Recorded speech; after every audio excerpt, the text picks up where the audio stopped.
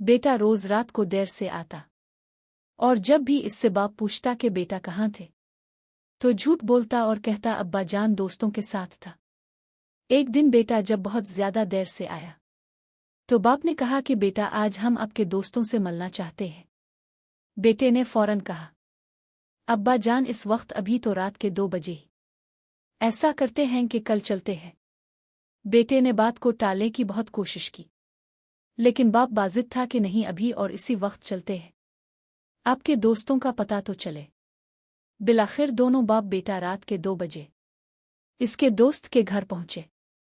दरवाज़ा खटखटाया तो काफी देर तक कोई जवाब ना आया। बिलाखिर आवाज आई कि कौन है दरवाजे पर। पूछने वाला उसके दोस्त का बाप था। आने की वजह दरियाफ्त की तो लड़के ने कहा अपने दोस्त से मिलने आया हूं।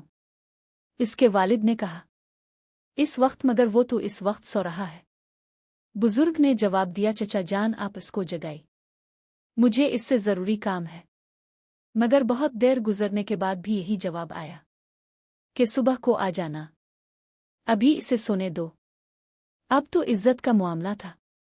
लड़के ने इमरजेंसी और अहम काम का हवाला दिया, मगर आना तो दूर की बात इसने झांकना भी गवारा न किया। बाप ने बेटे से कहा कि चुल्लू अब मेरे एक दोस्त के पास चलते हैं जो फुलां गांव में रहता है, जिसका नाम खैरदीन है। दोनों बाप बेटा गांव की तरफ रवाना हो गए। दूर सफर करते करते अजानों से जरा पहले तो इस गांव पहुंचे और खैरदीन के घर का दरवाज़ा खटखटाया, मगर जवाब न आया। बिलाखिर इसने जोर से अपना नाम बताया कि मैं फुला हूं, मगर फिर भी दरवाज़ा साकित और कोई हरकत नहीं हुई।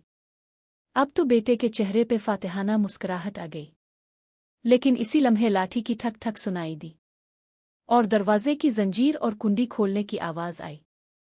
एक बूढ़ा शख्स बरामद हुआ, जिसने लिपट कर अपने दोस्त को गिले लगाया और बोला मेरे दोस्त बहुत माजरत, मुझे देर इसलिए हुई कि जब तुमने साल के बाद मेरा दरवाज़ा रात गए खटखटाया तो मुझे लगा कि शायद तुम किसी मुसीबत में हो, इसलिए अपने पास जो पैसे जमा किए थे इसको निकाल के लाया कि शायद तुमको पैसों की ज़रूरत हो।